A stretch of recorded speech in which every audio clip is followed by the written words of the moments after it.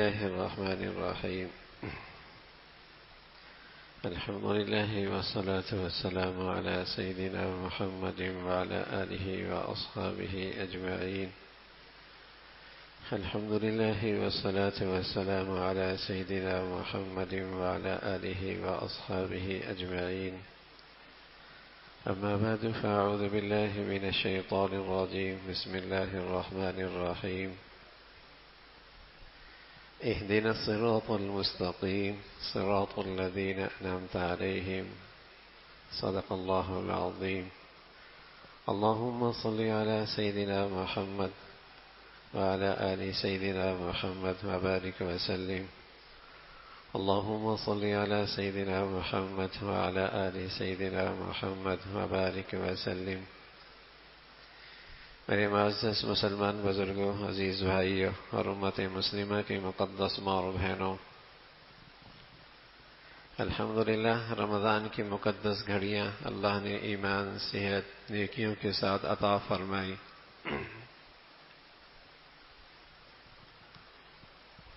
اللہ کا بڑا کرم ہوا.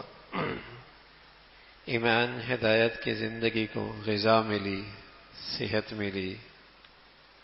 ایمان صحت مند ہوا، ہدایت کے چراغ میں روشنی میں اضافہ ہوا،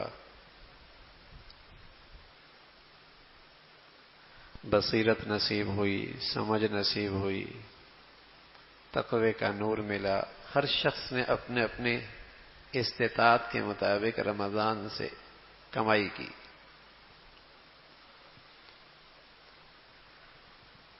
یہ دولت بڑی دولت ہے. اللہ رب العزت اس میں ہمیشہ ترقی نصیب فرمائے. ایک شخص پہلے دن مسلمان ہوتا ہے اور کہتا ہے اہدنا الصراط المستقیم، اللہ ہدایت دے دے. ایک شخص 50-60 سال بھی تہجد پڑھتا ہے اور تہجد میں کہتا ہے اہدنا الصراط المستقیم، اللہ ہدایت نصیب فرما دے. تو اس کی تو کوئی حد نہیں ہے. ہدایت کا نور کتنا بڑھیا، کس کو کتنا بڑھیا نصیب ہوتا ہے. آج مسلمان ہوا تب بھی کہتا ہے اہدنا الصراط المستقیم، اور 50 سال سے تہجد گزار ہے پھر بھی کہتا ہے اہدنا الصراط المستقیم، اے اللہ ہدایت دے. تو ہدایت تو ہمیشہ بڑھتی رہتی ہے، اس نور میں اضافہ ہوتا رہتا ہے. بڑھیا نور مل جائے، رسول اللہ صلی اللہ علیہ وسلم نے بتایا کہ جب بڑھیا نور ملتا ہے دل کی آنکھیں کھلتی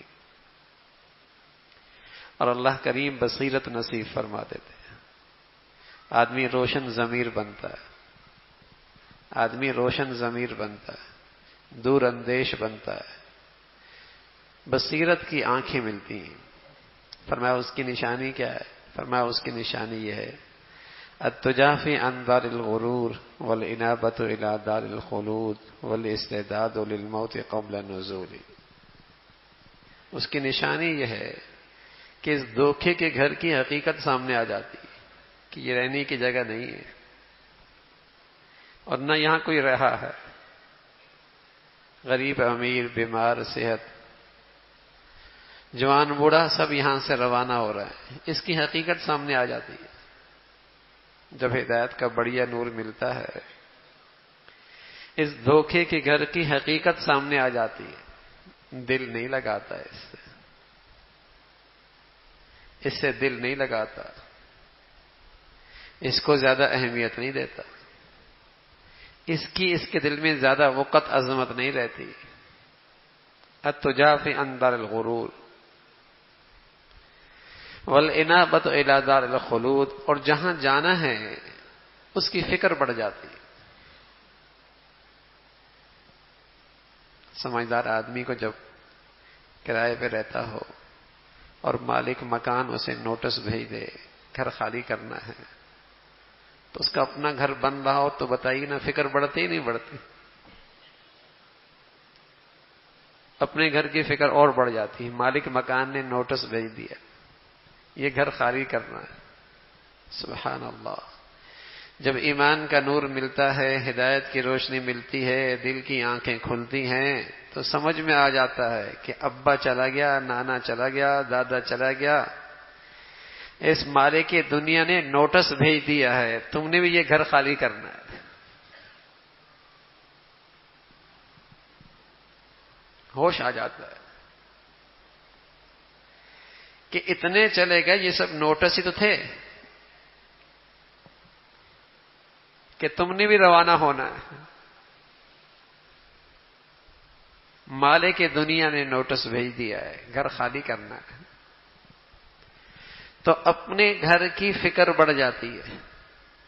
الذین یرثون الفردوس ھم فیہا خالدون، یہ اپنا گھر ہے جہاں سے نکالے نہیں جاؤ گے، جو خالی نہیں کرایا جائے گا، جہاں سے شفٹنگ نہیں ہوگی، جس کے تم مالک بنا دی جاؤ گے۔ یہاں تو ٹرسٹی ہو، یہاں تو ٹرسٹی ہو۔ تو اللہ کے نبی صلی اللہ علیہ وسلم نے فرمایا کہ جب ہدایت بڑھیا ملتی ہے، ہدایت کا نور نصیب ہوتا ہے، تو یہ کیفیت ہوتی ہے۔ اس دھوکے کی گھر کی حقیقت سامنے آ جاتی ہے۔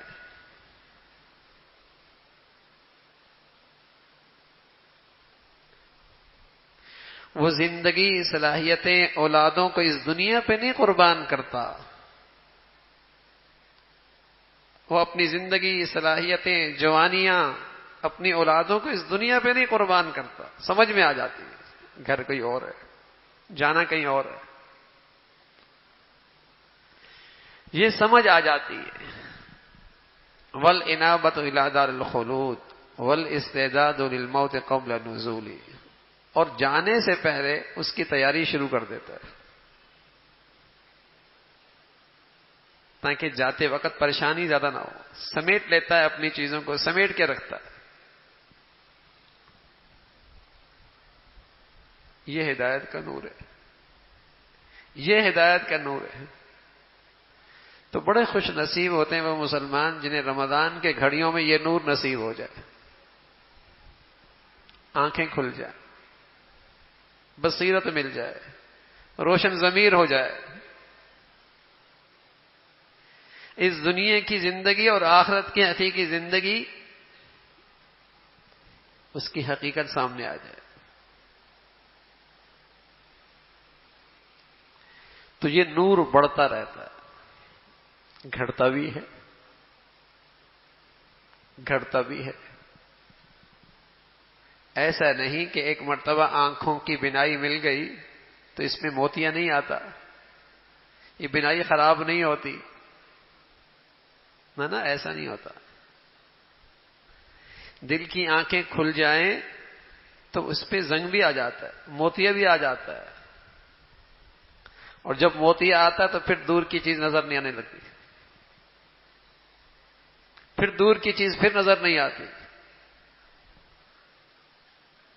مرنے کے بعد کی زندگی پھر سمجھ میں نہیں آتی، موتیا آ جاتا ہے۔ کلا بل ران علی قلوبہم ما کانوا یکسبون، موتیا آ جاتا ہے، زنگ لگ جاتا ہے۔ تو ہدایت کا نور ملے، اس میں اضافہ ہو، تو اللہ رب العزت نے اس کی ہدایت فرمائی، رہنمائی فرمائی کہ دیکھو بھائی، اگر اس ہدایت کے نور کی حفاظت کرنی ہے تو ہمیشہ ہدایت والوں کے ساتھ اٹھتے بیٹھتے رہا کرو۔ صراط الذین انعمت علیہم، ای صراط الصالحین، نیک لوگوں کے ساتھ اٹھتے بیٹھتے رہا کرو، ان کے ساتھ چلتے رہا کرو۔ کونوا مع الصادقین، سچوں کے ساتھ رہو۔ اور اللہ والے فرمانے لگے اتنے رہو کہ تم بھی ان جیسے سچی ہی ہو جاؤ، قول و فعل کے لحاظ سے سچے ہو جاؤ، عقیدے اور نظریے کے ساتھ سچے ہو جاؤ، زندگی کے لحاظ سے سچے ہو جاؤ، ان کے ساتھ رہو۔ کونوا مع الصادقین۔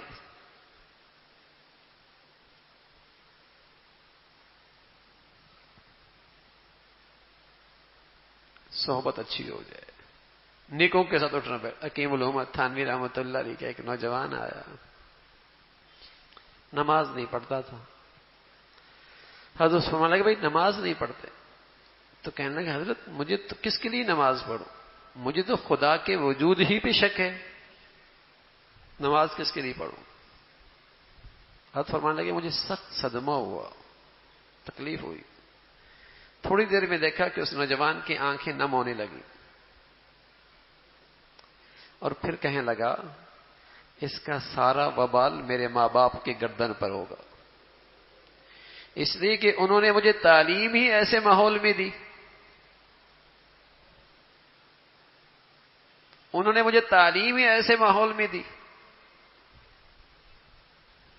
نیکوں کی صحبت میں آدمی نیک ہوتا ہے نا، اور بدبخت لوگوں کی صحبت میں آدمی بدبخت ہوتا ہے، بد نصیب لوگوں کی صحبت میں آدمی بد نصیب ہوتا ہے، بروں کی صحبت میں آدمی برا ہوتا ہے۔ فرمایا اس کا وبال میرے ماں باپ کو۔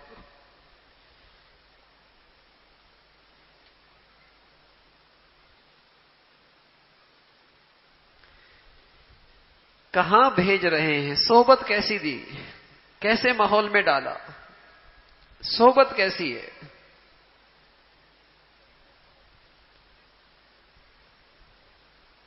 الانسان علی دین خلیلی فلینظر الی من یخالل۔ پیارے رسول صلی اللہ علیہ وسلم فرمایا کرتے تھے آدمی اپنے دوست اور اپنے ساتھ اٹھنے بیٹھنے والوں کے صحبت کے اثرات لیتا ہے، نظریات لیتا ہے، اسی کی سوچ لے لیتا ہے، اسی کی زندگی لے لیتا ہے۔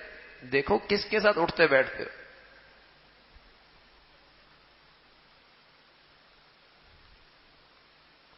بڑا ہے یا چھوٹا، اثرات لیتا ہے۔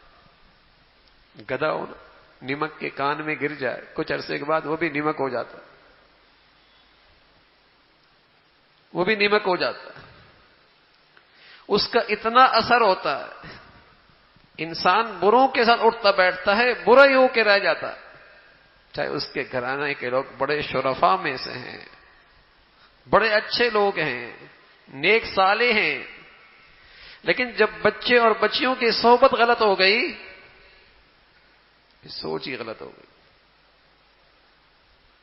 فکر ہی غلط ہو گئی، عمل ہی برباد ہو گیا۔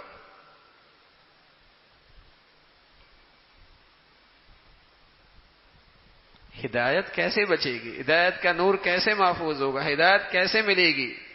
نیکوں کے ساتھ رہو نا۔ رسول اللہ صلی اللہ علیہ وسلم نے اپنی امت کو دعا سکھائی، اللہم انی اسألک حبک وحب من یحبک۔ اللہ اپنی محبت دے دے، اور جو تجھ سے محبت کرتے ہیں ان کی محبت دے دے۔ اپنی محبت دے دے، اور جو تجھ سے محبت کرتے ہیں ان کی محبت دے دے۔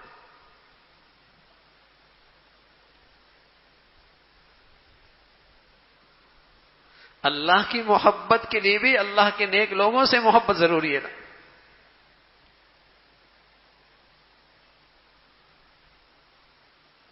نیکوں کی صحبت سے نیکی کا شوق پیدا ہوتا ہے۔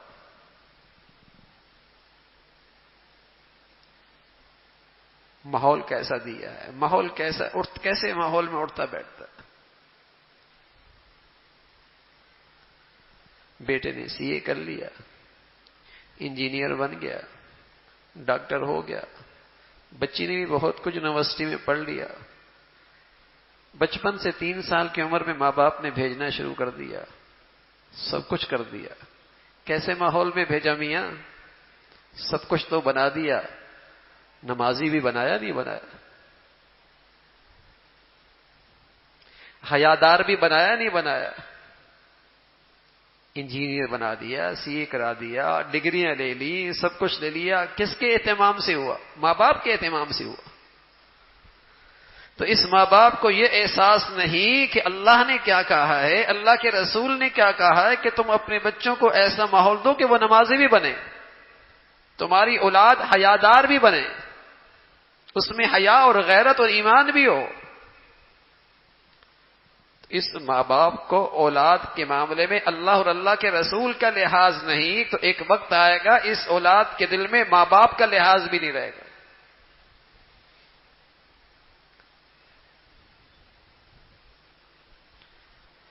جب اولاد کے سلسلے میں اس نے اللہ اور اللہ کے رسول کا لحاظ نہ کیا، اس اولاد میں ماں باپ کا بھی لحاظ نہیں رہے گا، زندگی میں عذاب بن جائے گی۔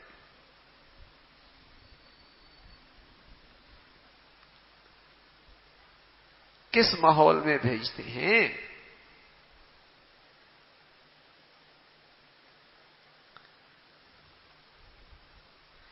تو صحبت کیسی ہے، ماحول کیسا ہے؟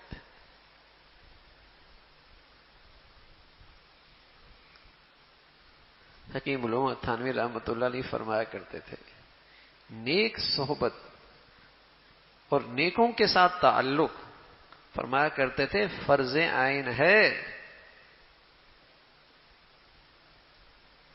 اس لیے کہ اس سے آدمی کا اندر صحت مند ہوتا ہے۔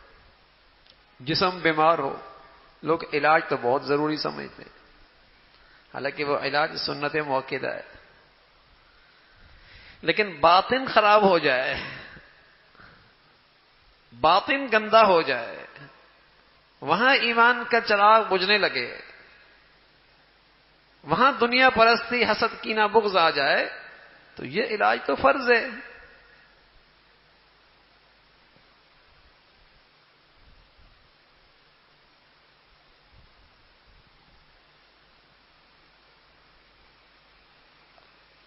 تو اس کا خیال نہیں رہتا۔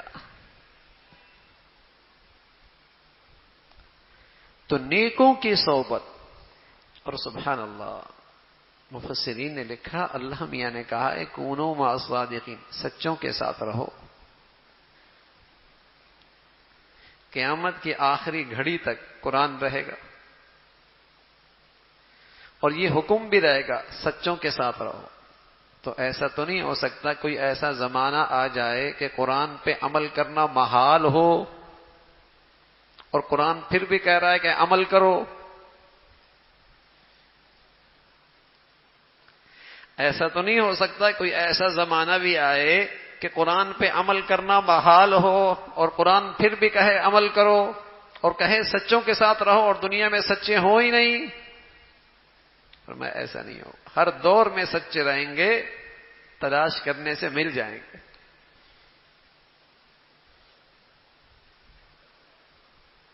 کھرے کھوٹے کہاں نہیں ہوتے، ملاوٹ کہاں نہیں ہے۔ سینکڑوں میں کتنے وکیلوں پر آپ کو اعتماد اور یقین ہوتا ہے، کتنے ڈاکٹروں پہ آپ بھروسہ کرتے ہیں، ہر تاجروں میں سچے اور جاندار کتنے ہوتے ہیں، لیکن آپ تلاش کر لیتے ہیں۔ چینی میں ملاوٹ ہے، نمک میں ملاوٹ ہے، آٹے میں ملاوٹ ہے، ہر چیز میں ملاوٹ ہے، کیا خیال ہے ان سب چیزوں کو کھانا چھوڑ دیا، کوئی اور چیز کھانا شروع ہو گیا؟ خالص تلاش کر لیتے ہیں اور مل جاتا ہے، مل جاتا ہے۔ اور جب اللہ کہہ رہے ہیں کہ ضرور ملیں گے، ضرور ملیں گے، تو پھر تو یہ کوئی عذر نہیں نا کہ ملتے نہیں ہیں۔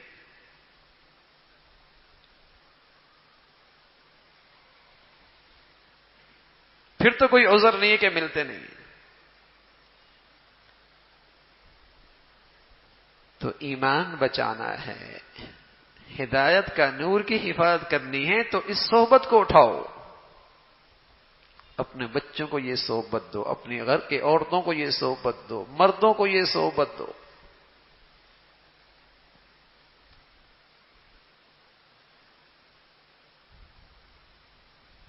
جو جس قدر اس صحبت کے ساتھ، جس قدر اس صحبت کو اٹھائے گا، جسمانی صحبت قریب ہونا، اور ساتھ ساتھ دل کی صحبت، اعتماد، محبت، اعتقاد، یقین، جس قدر زیادہ ہوگا اسی قدر اسے نیکوں کی صحبت سے اس کے ثمرات ملیں گے۔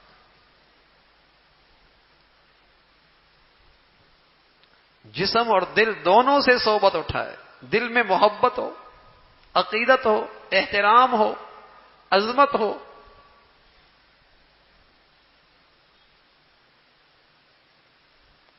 اس صحبت سے فائدہ ہوگا. تو سچوں کے ساتھ زندگی،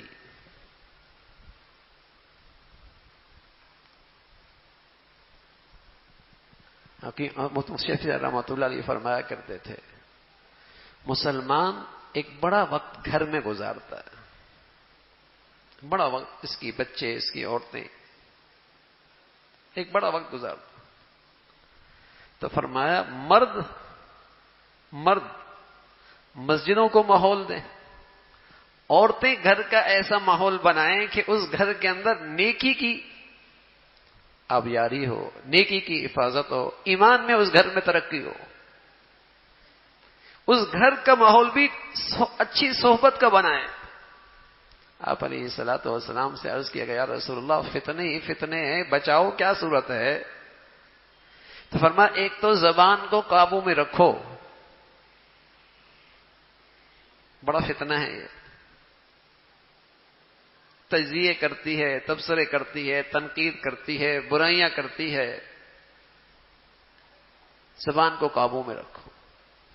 دوسرا فرمایا دوسروں کی برائیاں دیکھنے کے بجائے اپنی خطاؤں پہ روتے رہو، اپنے عیب دیکھو، اپنی کمزوریاں دیکھو، اپنے عیب تلاش کرو. اور تیسری بات فرمائی تم اپنا گھر ایسا بنا لو کہ تمہارے گھر میں تمہاری ایمان ہدایت کی حفاظت، گھر ایسا بنا لو.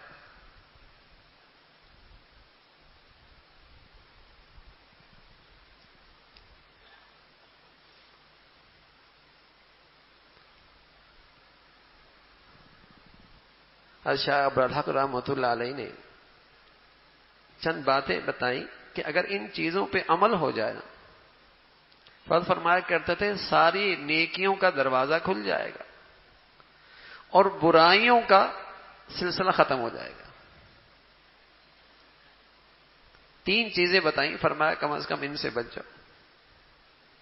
فرمایا ایک تو یہ کوشش کرو کہ تم ظالم نہ بنو،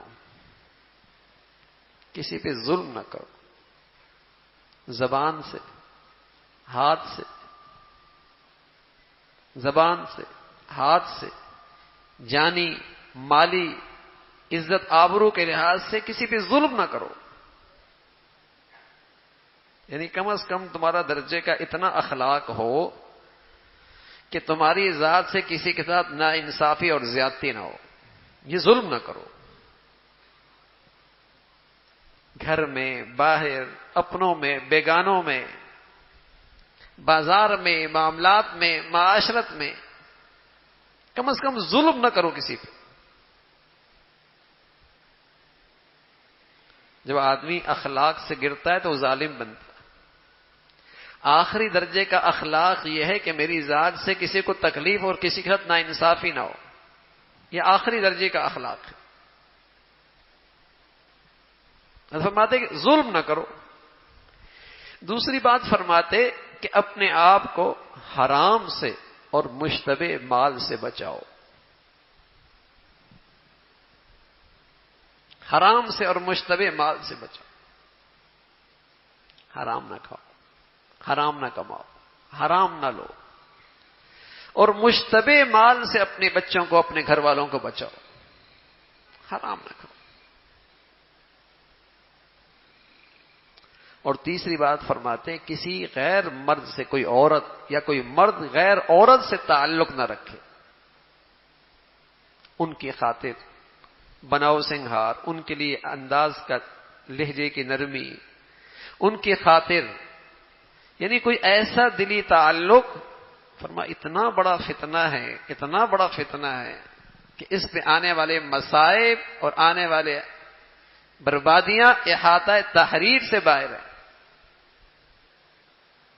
جو شریعت نے حدود رکھے ہیں مرد عورت کے درمیان، اس کا لحاظ رکھو. فرمایا ان 3 چیزوں سے بچو گے بہت ساری برائیاں ختم ہو جائیں گی زندگی سے. اور فرمایا کرتے تھے ان 4 چیزوں کا اہتمام کر لو. مردوں سے یہ کہا کہ تم تو کوشش کرو کہ نماز تمہاری مسجد میں ہو، جماعت سے ہو، وقت پہ ہو، اہتمام سے ہو. کچھ بھی ہو جائے، نماز جماعت سے، نماز وقت پہ،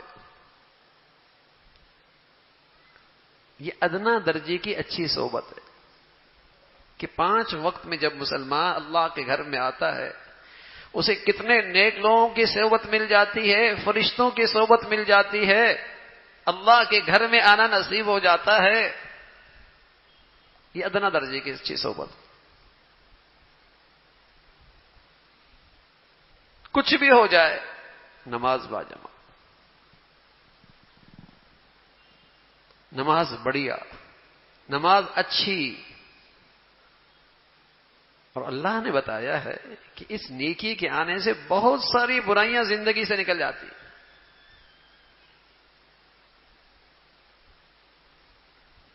نماز اچھی ہو اور عورت وقت پہ نماز پڑھے، اچھی نماز پڑھے، تاخیر نہ کرے، ٹالے نہیں، اچھی نماز پڑھے.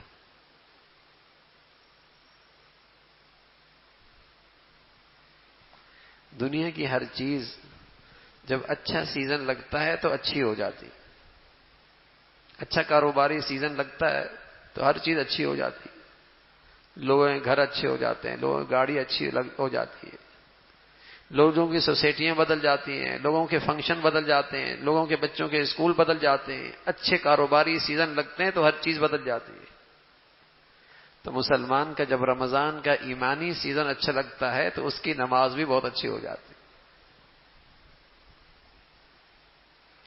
اس کے ایمانی اعمال میں بہت ترقی ہو جاتی ہے. پہلے پڑھتا تھا نا نماز، لیکن الحمدللہ اب جماعت سے پڑھتا ہے، اب تکبیر اولیٰ سے پڑھتا ہے، اب دھیان سے پڑھتا ہے، اب سنت اور نوافل کا اہتمام کرتا ہے. دنیا کے چند سیزن لگے نا تو سب کچھ بدل جاتا ہے، سب کچھ ہی بدل جاتا ہے. تو نماز حضرت فرمان لگے نماز اچھی کر لو. اور دوسری چیز فرماتے روزانہ کا تلاوت کا معمول بنا لو. افضل و ذکر ہے، اعلی درجے کا ذکر ہے قرآن کی تلاوت. یہ روز اپنی روحانی زندگی کی غذا بنا لو.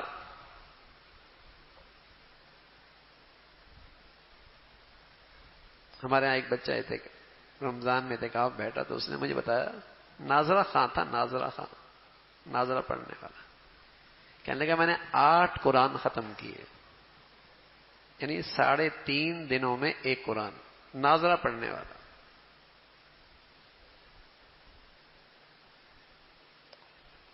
ہم یہ تو نہیں کہہ رہے کہ آپ روز اتنا پڑھ لیں، لیکن ایک معمول بن جائے.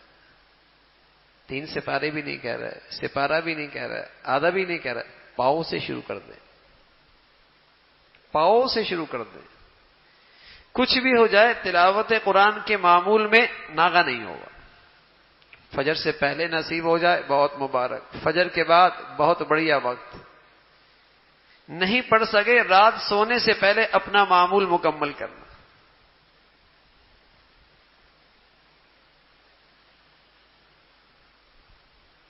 اپنی دینی زندگی میں ترقی محسوس کریں گے.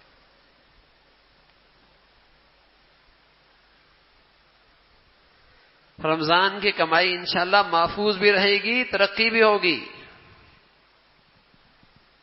نماز بڑھیا ہو، تلاوت اچھی ہو، تلاوت اچھی ہو. نہیں پڑھنا آتا سیکھیے نا بھائی. سب کچھ آتا ہے، قرآن نہیں پڑھنا آتا.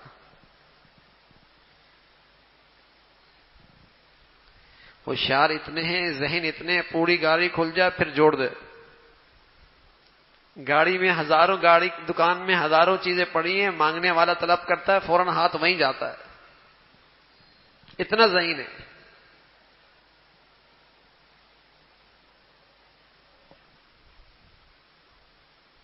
قرآن نہیں پڑھنا آتا.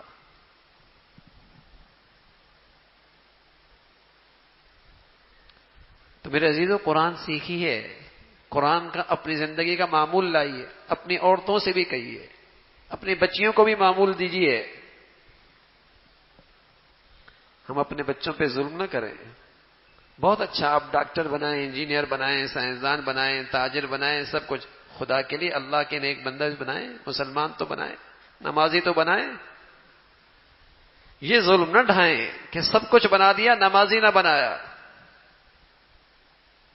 نمازیوں کا ماحول نہ دیا. یہ ظلم نہ کریں.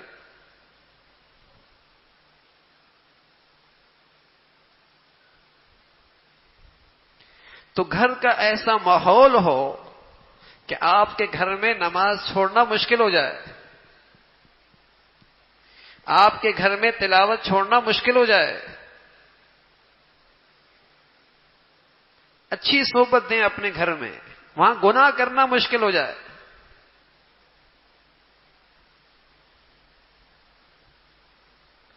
ایسا گھر کا ماحول بنانا فرض ہے کہ وہاں گناہ کرنا مشکل ہو. کہ بھائی یہ کوئی دینداری نہیں ہوتی کہ اپنی ذات تک نمازی بھی ہے، حاجی بھی ہے، روزے دار بھی ہے، سب کچھ ہے، اور اسے اپنے گھر والوں کی فکر نہیں.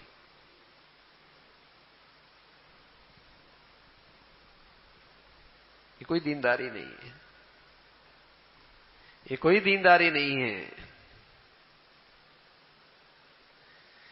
گھر کا ایسا ماحول بنانا فرض ہے. تو نماز بڑھیا، تلاوت بڑھیا، اس کا اہتمام ہو، معمول ہو. اور چوتھی چیز میرے عزیزو، رمضان کی نیکیوں کی حفاظت، ایمان کی حفاظت، نور کی حفاظت کا تیسری چیز یہ ہے جو کرنے کی ہے. تین چیزیں تو نہ کرنے کی تھی نا، جو کرنے کی ہے وہ تیسری چیز یہ ہے، غلطی ہو جائے گی، خطا ہو جائے گی، بھول جائیں گے، لیکن اللہ کے لیے فوراً سجدے میں گر کے اللہ سے معافی مانگ، معافی میں تاخیر نہ کریں، فوراً معافی مانگ. اور اگر سجدے کا موقع نہ ہو تو دل ہی دل میں اپنے اللہ سے توبہ کر. اس لیے کہ گناہ کی سیاہی پھیلتی چلی جاتی ہے اور دل پھر سیاہ ہی ہو جاتا ہے، پھر ساری نیکیاں چھوٹنے لگتی ہیں اور پھر گناہ کا احساس ہی ختم ہو جاتا ہے. بڑی سے بڑی برائی بھی برائی نہیں لگتی، یہ سیاہ دل اور سخت دل کی علامت ہوتی ہے.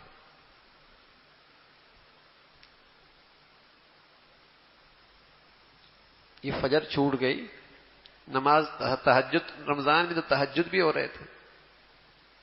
یہ جو تلاوت چھوٹ گئی، رمضان میں تو کئی سپارے پڑھ لیا کرتے تھے. یہ جو جماعت چھوٹ گئی، رمضان میں تو ایسا نہیں ہوتا تھا. یہ ایسا نہیں ہوتا، کسی گناہ کی نحوست ہوتی ہے، کسی وہ گناہ کا وبال ہوتا ہے، کسی گناہ کی اس دنیا میں سزا ہوتی ہے. تو گناہ مصیبت بن کے آئے اس سے پہلے توبہ کر لو، فوراً معافی مانگ لو.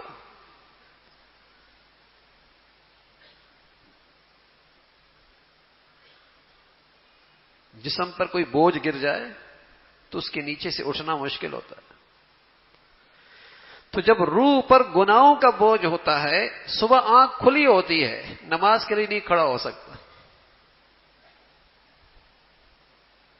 پتہ ہے فرض ہے نماز، دفتر سے نہیں اٹھ سکتا.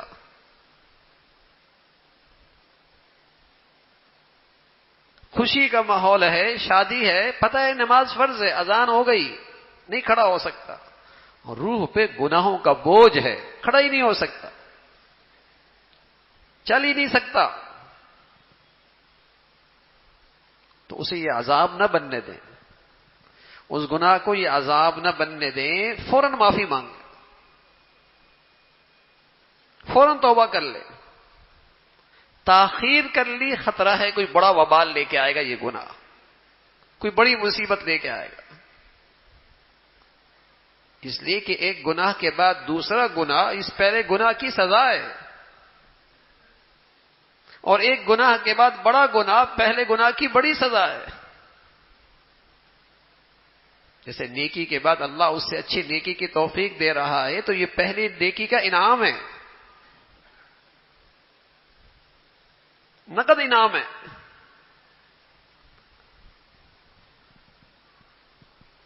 حضرت فرمایا کرتے ہیں نماز بڑھیا، تلاوت کا معمول، غلطی ہو جائے تاخیر نہ کرو، فوراً توبہ کر لو، فوراً معافی مانگو، اے اللہ معافی مانگو، تاخیر ہو گئی. تو 3 چیزیں نہیں کرنی، حرام مشتبہ نہیں کمانا، نہیں لینا، نہیں کھانا،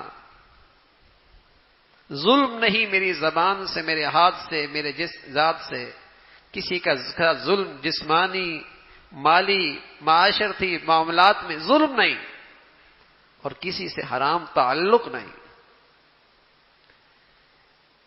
3 چیزیں کرنے کی، نماز بڑھیا، تلاوت کا معمول، توبہ. اور چوتھی چیز جو ہے وہی میرے عزیزو، ہمیشہ وہ کہتے ہیں نا پاور ہاؤس سے لائن ملی ہوئی ہو تو بجلی آتی رہتی ہے، بلب جلتا ہے، لائٹ جلتی ہے، روشنی آتی ہے. تو جب تم اچھی صحبت سے اپنا تعلق رکھو گے ہدایت کا چراغ جلتا رہے گا.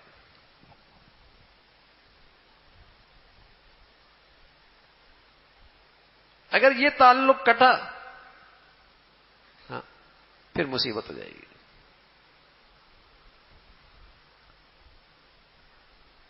بلکہ سچ یہ ہے کہ آپ کو پتا جب تار پاور ہاؤس سے کٹ جائے، کھمبے سے گر جائے تو کون اٹھاتا ہے؟ کوئی بھی چور اٹھا لیتا ہے، کوئی بھی ڈاکو اٹھا لیتا ہے، کوئی بھی ڈاکو چور اٹھا لیتا ہے. اگر آپ اچھوں کی صحبت سے کٹے، کوئی بھی بھیڑیا جو بے دین ہوگا اچک کے لے جائے گا، آپ کو سمجھ بھی نہیں آئے گا.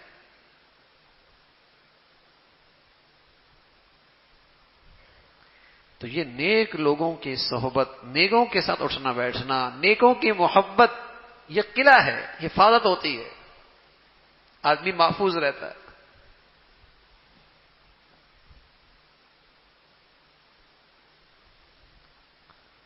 تو یہ ہمارے گھر کی ضرورت ہے، یہ ہم میں سے ہر مرد عورت کی ضرورت ہے،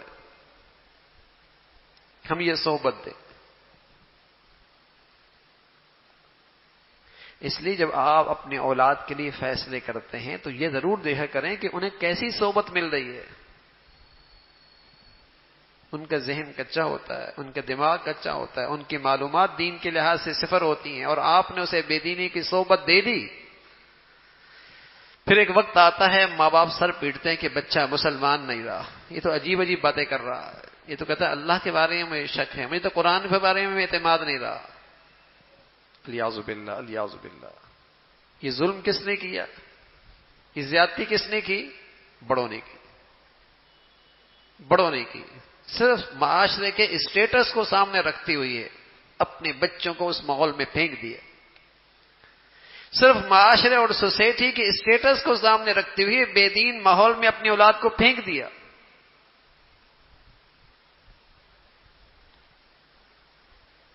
پختگی تو تھی نہیں، دین کی معلومات تو تھی کوئی نہیں، کوئی بھی بے دین مل گیا اس نے اس کا ذہن خراب کر دیا. وہ صرف بد عمل نہیں ہوئی، بد عمل نہیں ہوا، اس کی تو سوچ ہی بدل گئی. اس کے ہاں تو برائی اچھائی ہو گئی، اس کی نظر میں تو اچھائی برائی ہو گئی. یہ سوچ میں فرق آ گیا. عمل کی غلطی ہو نا، عمل کی غلطی ہو تو سمجھانے والے کو آدمی خیرخواہ سمجھتا ہے اور ہدایت پہ آ جاتا ہے، احساس ہو جاتا ہے. لیکن جب سوچ اور فکر کی غلطی آ جائے تو سمجھانے والے کو اپنا بدخواہ سمجھتا ہے، سمجھانے والے کو وہ اپنا بدخواہ سمجھتا ہے. تو سوچ خراب ہو جاتی، فکر برباد ہو جاتی. جرم کس کا ہے؟ بڑوں کا. کس صحبت میں اپنی اولاد کو بھیجا، کیا صحبت دی آپ نے؟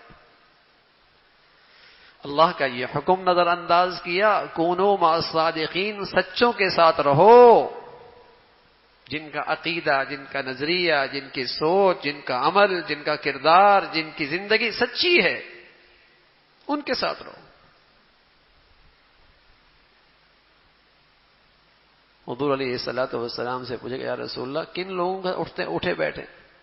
فرمایا جنہیں دیکھ کر اللہ یاد آ جائے، جن کی باتوں سے آخرت کی فکر پیدا، جن کی صحبت بیٹھنے سے دنیا کی حقیقت سامنے آئے، ایسی صحبت مل جائے غنیمت ہے۔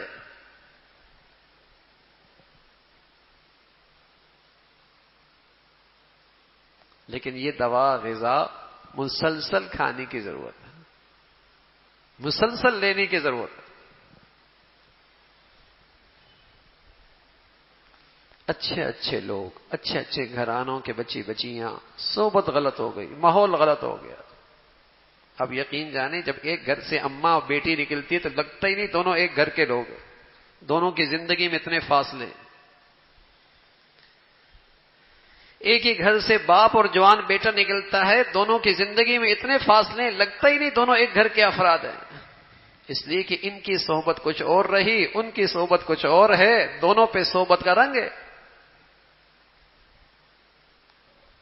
اس بڑے عمر کی ماں کو اور بوڑھے باپ کو ان کے بڑوں نے اچھی صحبت دی تو آج اچھائی کا رنگ ہے ان پر، اور بدقسمتی سے آج کے ماں باپ نے اپنی اولاد کو صحبت نہیں دی تو اس کا بھی رنگ ہے ان بچوں پر۔ ایک ہی گھر سے دونوں ماں باپ بیٹا اور بیٹی نکلتے ہیں، بیٹی اور ماں نکلتے ہیں، بیٹے اور باپ نکلتے ہیں، زندگی کے اندر رہن سہن میں زمین و آسمان کا فاصلہ۔ یہ رنگ کہاں سے چڑھا؟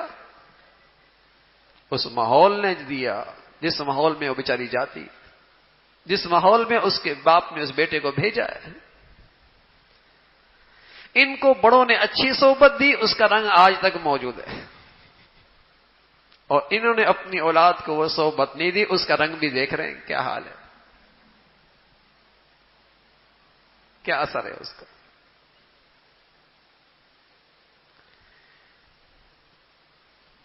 تو نیکوں کی صحبت میں رہو، نیک رہو گے، اور بد نصیب اور بدبخت لوگوں کی زندگی ان کی صحبت میں رہیں گے تو آدمی بدبخت ہو جائے گا، بد نصیب ہو جائے گا۔ صحبت کا اثر ضرور۔ حضور علیہ الصلوۃ والسلام تو فرمانے لگے اچھی اور بری صحبت کی مثال جیسے بھٹی والا اور عطر فروش۔ ایک آدمی بھٹی والے کے پاس بیٹھتا ہے، آگ نہ بھی لگی جسم میں کپڑوں پہ، اس کا دھواں تو اس کے دماغ خراب کرے گا نا۔ اور عطر فروش کے پاس اگر عطر نہ بھی خریدا اور عطر نہ بھی ملا تو خوشبو تو آ ہی جائے گی۔ تو یہ فرق ہے بری صحبت اور اچھی صحبت۔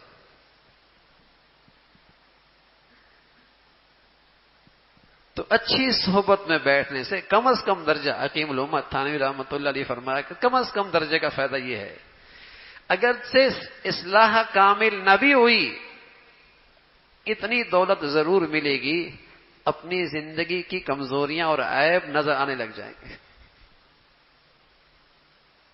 اپنی زندگی کے عیب اور کمزوریاں نظر آنے لگ جائیں گی۔ کم از کم درجہ صحبت کا یہ ہوگا، اپنے آپ کو خطا کار سمجھے گا، گناہ گار سمجھے گا، معافی کی توفیق مل جائے گی۔ اگر کامل اصلاح نہ بھی ہوئی، اچھی صحبت کی برکت سے یہ احساس پیدا ہو جائے گا، اور یہی اچھی صحبت کی علامت ہے کہ آدمی کی دینی زندگی میں پہلے سے زیادہ ترقی ہونے لگ جائے، آدمی کو اپنی کمزوریاں اور عیب کا احساس ہونے لگ جائے، یہی اچھی صحبت کی علامت ہے۔ تو ایسی صحبت مل جائے میرے بچوں کو، میرے گھر والوں کو، ہمیں یہ میرے عزیزو زندگی کی غذا سے زیادہ ضروری ہے۔ سچ بتا رہا ہوں، سورج چاند زندگی کے لیے ضروری ہے، ایمانی زندگی کے لیے یہ اس سے بھی زیادہ ضروری ہے۔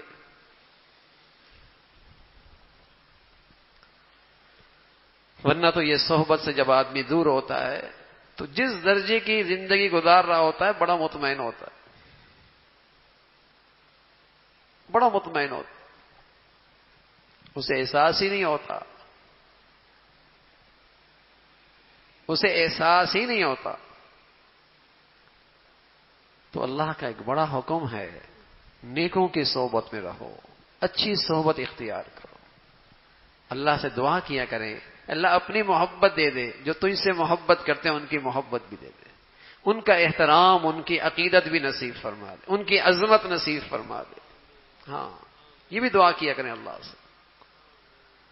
جب آپ سچے دل سے دعا کریں گے انشاءاللہ تو ایسے لوگ بھی مل جائیں گے اور ایسوں کی محبت اور عقیدت بھی مل جائے گی، اور انشاءاللہ اس کی برکت سے ہماری اور ہماری اولادوں کا دین بھی محفوظ ہے۔ اس پرفتن دور کے اندر بھی انہی گھرانوں میں اور انہی زندگیوں میں صحیح دین ملتا ہے جنہیں ایسی مبارک صحبتیں نصیب ہیں،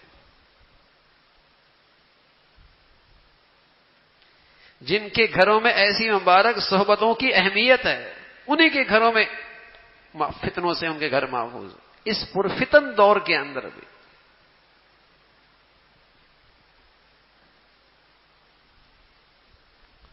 جب اللہ نے کہہ دیا ہے تمہارا تقوی بچے گا، تمہارا ایمان بچے گا، تمہاری دینداری بچے گی اس صحبت کی برکت سے،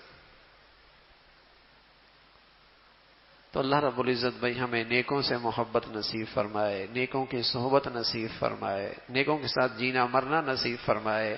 آپ علیہ الصلوۃ والسلام نے بڑی بشارت دی ہے، بڑی خوشخبری سنائی ہے، فرمایا المرء مع من احب، تم نیکوں سے محبت کرو گے اللہ کل قیامت میں تمہارا حشر بھی نیکوں کے ساتھ فرما دیں۔